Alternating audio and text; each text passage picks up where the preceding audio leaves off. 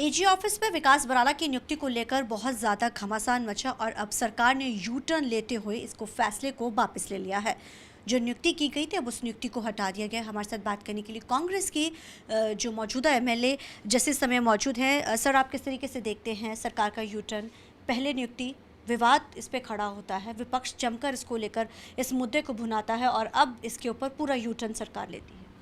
इस सरकार की आदत हो गई है फजीयत कराने की। बार बार अपने हर फैसले को ये सरकार खुद ही यू टर्न लेती है। और मैं तो सिर्फ इतना कहना चाहता हूँ कि एक ऐसे व्यक्ति के ऊपर जहाँ संगीन आरोप हों, जहाँ पीड़िता खुद कैमरे के सामने आके बोली हो, जहाँ 50 से ज़्यादा पूर्व आईएएस आईपीएस ने इस नियुक्ति को गलत ठहराया हो, और जहाँ लोकतंत्र में आप एक संगीन अपराधी के ऊपर इस तरीके की आप उसको सेलेक्ट करने का काम करते हैं, तो ये सरकार का बिल्कुल एक बहुत गलत फैसला था। और जो यू टर्न सरकार ने लिया है वो लेना ही था, क्योंकि आज के टाइम जब विपक्ष ने और जो आम जनता ने और जितना मैं कहूँगा कि पूर्व आईएएस आईपीएसों ने जो मांग उठाई थी वो बिल्कुल जायज़ थी कि भी एक ऐसे व्यक्ति को कैसे आप उसको कानून हाथ में दे सकते हो जिसने खुद एक कानून का उल्लंघन किया हो। और ये सरकार का यू टर्न नहीं, एक विपक्ष के दबाव में ये सरकार ने फैसला अपना वापस लिया है। सर, पहले नियुक्ति होती है, हालांकि इसको लेकर कई सवाल भी जो खड़े किए जाते हैं सत्ता की सरकार से, हालांकि कोई रिएक्शन तो नहीं आता, लेकिन ये जब देखा जाता है, क्योंकि चाहे इनेलो हो चाहे फिर जेजेपी हो, आप लोग की तरफ से लगातार इसका विरोध किया गया। लेकिन आप क्या समझते हैं जो ये नियुक्ति की गई थी, हालांकि हमेशा कहा जाता है कि जो कैडर होता है या फिर किसी चीज़ के हिसाब से होती है, तो आप इस नियुक्ति को किस तरीके से देखते थे जब ये की? नहीं, इसमें कोई ना तो इसमें जो ये सरकार कहती है कि हम बिना पर्ची बिना खर्चे की बात करते हैं, जो ये जीरो टॉलरेंस की बात करते हैं, ये सब का सब इनके जो दावे हैं ये केवल जुमले हैं। और ये नियुक्ति ही गलत थी। और मैं केवल इनकी बात नहीं कर रहा, केवल विकास बराड़ा की बात नहीं है, ये बहुत सारे ऐसे जो 91 लोगों की जो लिस्ट आई है, ये लिस्ट ही गलत है। इसमें बहुत सारे लोगों को बैकडोर एंट्री दी गई। मैंने शुरू वाले दिन से कहा था कि ये बैकडोर से एंट्री दी गई है। और विकास बराड़ा को तो बलि इसलिए चढ़ाया गया है ताकि और लोगों को बचाया जा सके जिनको बैकडोर से एंट्री दी गई है। मैं आपको कमाल की बात बताता हूँ, इसमें आपको बड़ी हैरानी बताता हूँ मैं। इस सरकार को 11 साल हो गए, केवल चपड़ासी डी ग्रुप को छोड़ के, चपड़ासी जहाँ लगने हों, पियोन जहाँ लगने हों, उनको छोड़ करके ए बी और सी तीनों ग्रुप की नौकरियों में 60% से ज़्यादा बाहरी लोगों को जगह मिली है। मतलब हमारे बच्चे तो चपड़ासी लग रहे हैं और दूसरे प्रदेशों के आए हुए लोग अफसर लग रहे हैं हमारे ऊपर। इसमें भी जितने डबल एजी लगाए गए हैं, लगभग 50% से डबल एजी हरियाणा से बाहर के। मैं हैरान हूँ इस सरकार से, इस सरकार की कार्यप्रणाली से, कि जो खाते हमारे लोगों का है, जो टैक्स जो हमारी आम जनता भरती है, जिससे सरकार चलती है, हमारा प्रदेश चल रहा है, और वहाँ अगर 50-50, 60-60% से ज़्यादा अफसर बाहर के भर्ती हो रहे हैं, तो कहाँ जाएगा हमारा कल्चर? कैसे हम हरियाणा की तरक्की के सपने देख सकते हैं? कैसे हम ये बात कह सकते हैं कि हरियाणवी एक, हरियाणा एक, हरियाणवी एक? ये इस सरकार का, और इस सरकार को बहुत सोचना पड़ेगा कि ये इस 11 साल में इस हरियाणा प्रदेश को बर्बादी की कगार पे ले जा चुके हैं। और डबल एजी की लिस्ट में आप बेशक चेक कर लेना, लगभग 50% से ज़्यादा डबल एजी बाहर के, प्रदेश से बाहर के लगाए हैं। तो कैसे वो हमारी संस्कृति से मेल खाएगा, कैसे हमारे लोगों की भावनाओं को समझेंगे? तो ये बिल्कुल आप इसको इस जो लिस्ट आई है उसको क्लैरिफाई कर सकते हैं। सर, राणे विधानसभा का मसला भी बहुत ज़्यादा इस समय चर्चा में है। बात की जाए अर्जुन चौटाला की या फिर बात की जाए सर्वमित्र जो इस सीट से लड़े थे, हालांकि दोनों में जो है आपसी टकरार है। वो कहते हैं कि हमें राणिया के लोगों ने विश्वास दिया, लेकिन सर्वमित्र कहते हैं कि गोपाल कांडा के बयान के बाद ये सारी चीज़ें जो हैं एक तरीके के मिलकर ये चुनाव लड़ा गया था। क्या आप मानते हैं? लेकिन जिस तरीके के साथ जीत होती है वो कहते हैं कि हमें तो लोगों ने फतवा दिया है। नहीं, देखिए, ये बात तो तय है, पूरा हरियाणा प्रदेश का आज बच्चा बच्चा जान चुका है कि कांग्रेस को हराने के लिए, चौधरी भूपेंद्र सिंह हुड्डा को हराने के लिए सब के सब दल एक हो गए थे। सब ने पर्दे के पीछे से बीजेपी के साथ अपनी साठगांठ कर रखी थी। गोपाल कांडा ने जो बात कही है उस पर एनएलडी को अपना जवाब क्लियर करना चाहिए। और जो एनएलडी ने जो बात कही है उस पर गोपाल कांडा को बिल्कुल अपना स्पष्टीकरण देना चाहिए। अगर वो कह रहे हैं कि इस्तीफा दूंगा और मैदान में आ, तो अब गोपाल कांडा पीछे क्यों हट रहे हैं अपनी बात से? दूध का दूध पानी का पानी हो जाएगा। जब बीजेपी और एनएलडी जब अलग अलग लड़ेंगे, जब अलग अलग दल सब लड़ेंगे तो तय है कि हरियाणा में कांग्रेस की सरकार बनेगी, कांग्रेस के विधायक जीतेंगे। लेकिन जब एक ऐसी साठगांठ, क्योंकि देखिए लोकतंत्र में मुझे नहीं लगता कि ऐसी होना चाहिए, ये हमारे लोकतंत्र का काला इतिहास है कि हम वोट, जिसके खिलाफ वोट मांगते हैं पीछे से उसी की मदद लेते हैं, ये इस लोकतंत्र में नहीं चल सकता। हमारा जो लोकतंत्र है वो पवित्र लोकतंत्र है। लोकतंत्र में जो हमारे शब्द, मैं जो मानता हूँ कि जो हमारे शब्द हैं, हमारी कार्यशैली भी वैसी ही होनी चाहिए। आज अगर आईएनएलडी या जेजेपी बीजेपी के खिलाफ की बात करते हैं तो पूरा प्रदेश, केवल बच्चा बच्चा इस बात को जान चुका है कि ये लोग बीजेपी के साथ मिले हुए हैं। मौका पड़ते ही ये लोग बीजेपी के साथ जाते हैं। चाहे आप राज्यसभा का चुनाव उठा लीजिए, चाहे राष्ट्रपति का चुनाव उठा लीजिए, चाहे उपराष्ट्रपति का चुनाव उठा लीजिए। जहां हमारे सीनियर नेता कह रहे हैं कि इनका 87-3 का गठबंधन था, उससे भी बात क्लियर हो चुकी है कि ये 3 सीट आईएनएलडी को दी गई थी इनडायरेक्ट, और 87 सीटों के ऊपर बीजेपी ने आईएनएलडी के नाम से कैंडिडेट उतारे थे। तो इस पे गोपाल कांडा जी और जो आईएनएलडी है उसको अपना क्लियर करना चाहिए। और जहां तक आईएनएलडी ने गोपाल कांडा को जवाब दिया है तो उस पे गोपाल कांडा को भी खड़ा रहना चाहिए। और अगर गोपाल कांडा कुछ बात कह रहे हैं तो पूरे प्रदेश के लोगों को आईएनएलडी को बताना चाहिए कि क्या ये एक ऐसा हरियाणा के लोगों की पीठ में उनकी भावनाओं के खिलाफ जो छुरा घोंपा गया है, उसका सही मायने में क्या अर्थ है।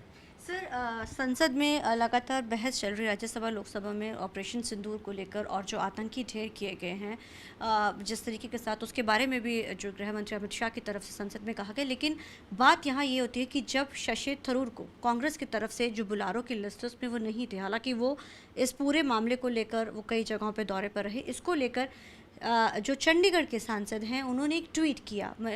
वो कहते हैं कि हम भारत के वासी हैं। उन्होंने एक तरीके का गाना लिखा, तंज कसा। तो जो कांग्रेस के अंदर की जो ये आपसी जो एक दूसरे के साथ गुटबाजी है कहेंगे इसको, क्योंकि वो दोनों अलग थलग, और इनके ट्वीट ने कई तरीके के सवाल खड़े कर दिए और कांग्रेस इस पर क्लैरिफिकेशंस दे रही है। नहीं, बड़े बड़े परिवार में जब विपक्ष में आप होते हैं, सत्ता पक्ष में होते हैं तो कोई ऐसे सवाल नहीं उठते। जब आप विपक्ष में होते हैं, बड़े परिवार में चीज़ें हो जाती हैं। विचारधारा अलग अलग हो सकती है, कोई वो नहीं है। बट जो आतंकी ढेर करने की बात है, आज तक तो पहलगाम के आतंकवादी पकड़े ही नहीं गए। सर, ये कहाँ हैं वो? आप मुझे एक बात बताइए, पहलगाम को 3 महीने से का समय हो गया है। कहाँ है वो आतंकवादी? कहाँ से आए थे, कहाँ चले गए? आज तक पता नहीं चल पाया देश को। जहाँ पूरे देश की सेना वहाँ है, पहलगाम में रहती है।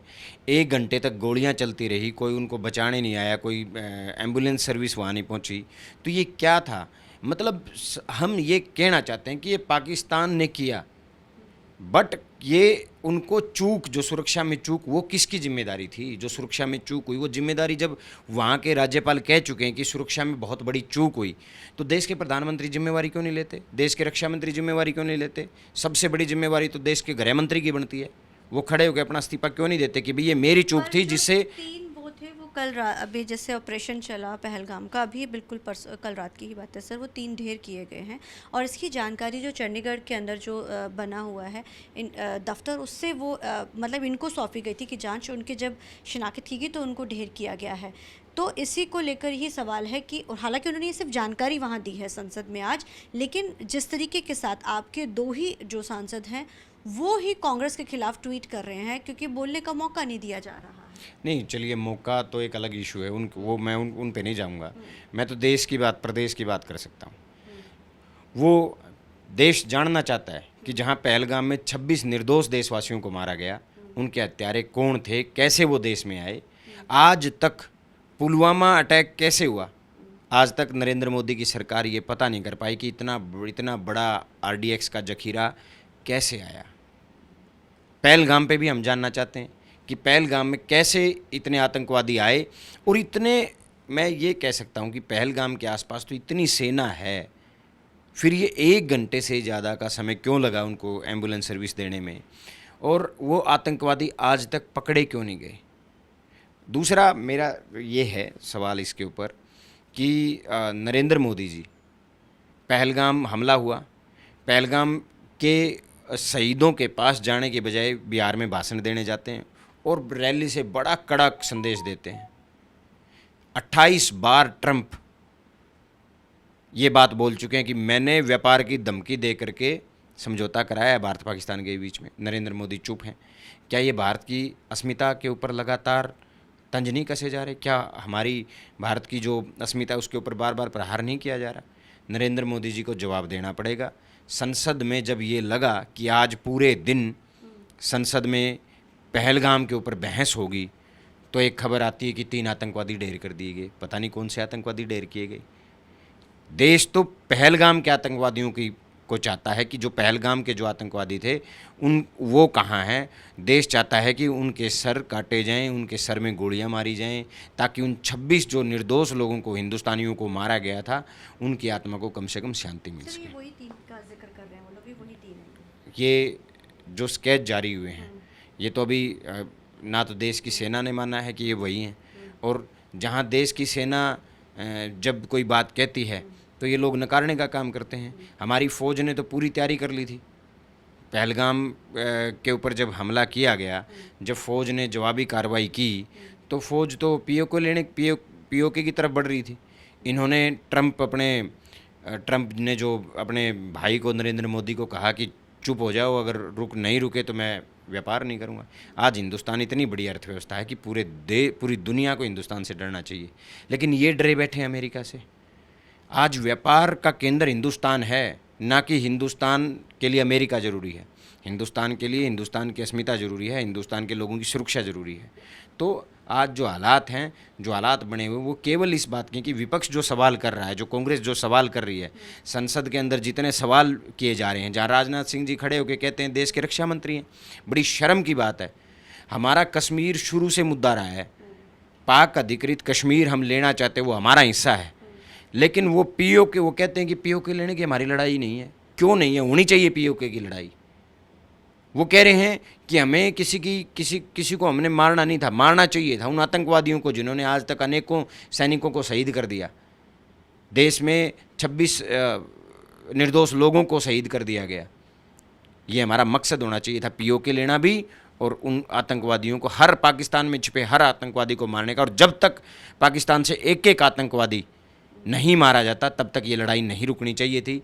लेकिन नरेंद्र मोदी ने ट्रंप के दबाव में आके, पता नहीं ट्रंप के पास नरेंद्र मोदी की ऐसी कौन सी दवा है, ऐसी कौन सी नस वो नरेंद्र मोदी की दबाते हैं कि चाहे देश की बात हो, चाहे देश की अस्मिता की बात हो, चाहे देश की सुरक्षा की बात हो, नरेंद्र मोदी जी सरेंडर कर देते हैं ट्रंप के सामने। Thank you sir, thank you. ये थे हमारे साथ बात करने के लिए कांग्रेस एमएलए रामनोहन लालचंदे के साथ। चंडीगढ़ से TV9 के लिए मनप्रीत कौर।